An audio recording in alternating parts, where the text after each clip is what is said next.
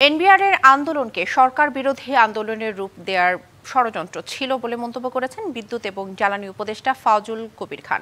প্রশাসন ক্যাডারের সাথে দ্বন্দ্বের জেরে এনবিআরের আন্দোলন হয় বলেও জানান তিনি। এনবিআরে আতঙ্ক দূর করতে অভয় দেওয়ার কিছু নেই উল্লেখ করে উপদেষ্টা আরও বলেন, কর্মকর্তাদের আচরণ পরিবর্তন এবং রাজস্ব আহরণের মধ্য দিয়ে আস্থা ফিরিয়ে আনতে হবে।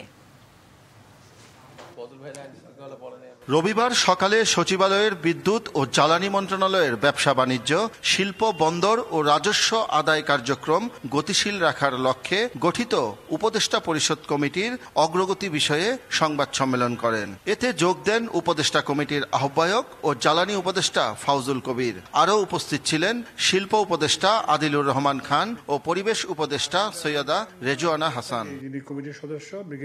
এ সময় বিদ্যুৎ উপদেষ্টা এনবিআরের সম্প্রতি আন্দোলন নিয়ে কথা বলেন। অধ্যাদেশের কিছু ত্রুটি আমরা আইডেন্টিফাই করছি, তো সেই ত্রুটিগুলি আমরা সংশোধনের জন্য সরকারকে পরামর্শ দেব।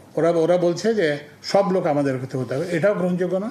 আবার এই উসিলায় প্রশাসন কাডারের যে খবরদারি, সেটাও আমরা মনে করি এটা গ্রহণযোগ্য নয়। উপদেষ্টা আরও জানান, রাজস্ব নীতি এবং রাজস্ব বাস্তবায়ন নামে দুটো বিভাগ করা হয়েছে। এখন থেকে সেগুলো থাকবে। দুই বিভাগের জন্য 2 জন সচিব থাকবেন। এনবিআর কিন্তু আর থাকবে না, এবং এটা কিন্তু সবার জন্যই ভালো। নতুন 2টা বিভাগ হবে, রাজস্ব নীতি ও রাজস্ব বাস্তবায়ন।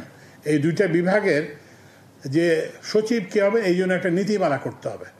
এই যোগ্যতা থাকতে হবে। এনবিআর নামের প্রতি মানুষের একটি নেতিবাচক ধারণা রয়েছে, তাই এই নামটি আর থাকবে না বলেও জানান জ্বালানি উপদেষ্টা। এনবিআর নাম শুনলে, এনবিআর চাকরি করলে শুনে মানুষ একটা লম্বা হাসি দেয়। শাহ ইমন, ডিবিসি নিউজ, ঢাকা।